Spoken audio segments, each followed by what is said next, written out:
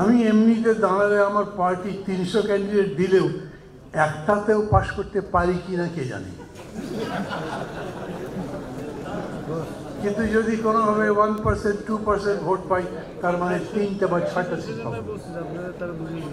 আপনাদের ওতে ভালো লাগবে না, তবু আমি এটা সমর্থন করছি না। তার কারণ আমি দেখছি যাদের বিরুদ্ধে 15 বছর ধরে লড়াই করলাম, যদি এই প্রপোর্শনাল রিপ্রেজেন্টেশন থাকে তাহলে তারা এই নির্বাচনে যদি দাঁড়াতে পারে। আমি না মাঝে মাঝে বুঝি না আপনারা কি বুঝে হাততালি দেন। আপনারাই বলছেন, আপনারাই মানে বিএনপি বলছেন কোনো পার্টি ব্যান করতে চাই না, এই পার্টি থাকবে। আমি যখন বললাম তারা যদি থাকে নির্বাচন করতে পারে, এরকম তো হতে পারে যে প্রপোর্শনেট ভোটে দে উইল কাম সেকেন্ড।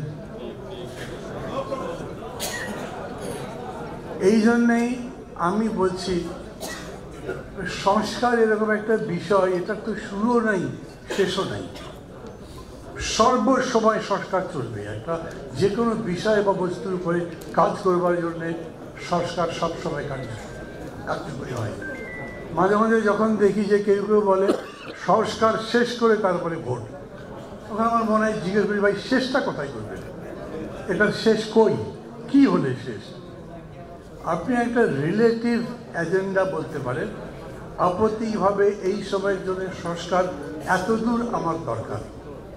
আমি লড়াই করেছি 15 বছর, কারণ আমার ভোট চলে গেছে, কারণ আমার গণতন্ত্র নাই, আমার বাঁচার অধিকার নেই।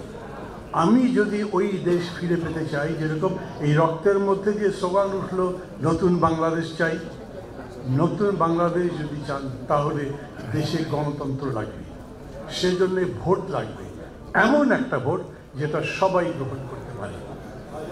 সেই রকম একটা ভোট করবার জন্যে ন্যূনতম একটা গণতান্ত্রিক পরিবেশ লাগবে। আমরা যেমন বলি লেভেল প্লেইং ফিল্ড, সেই ফিল্ড তৈরি করবার জন্যে পুলিশ ঠিক করতে হবে, সিভিল বিউরোক্রেসি ঠিক করতে হবে, ইলেকশন কমিশন ঠিক করতে হবে।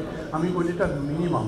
আপনি NHS যদি নাও করেন, হেলথ পলিসি না দেন, এডুকেশন পলিসি না দেন, ডেভেলপমেন্ট প্রোগ্রাম না করেন, তাতে কিন্তু আপাতত কিছু যাচ্ছে আসছে না।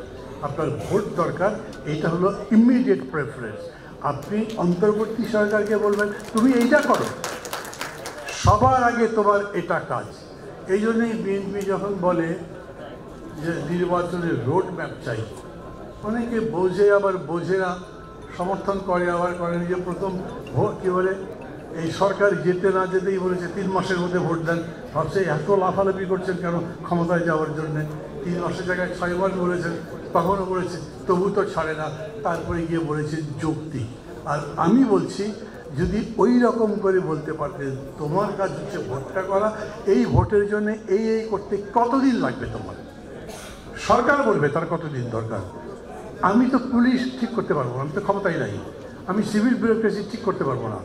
আমি একটা ইলেকশন অনুষ্ঠানের জন্য আমার উপরে দায়িত্ব নেই, সে দায়িত্ব সরকারের উপরে। অতএব সরকার বলবে এতদিনের মধ্যে ভোট, সেই বিবেচনায় একটা রোড ম্যাপ যখন বিএনপি চায় তখন খুবই যৌক্তিক কথা বলে।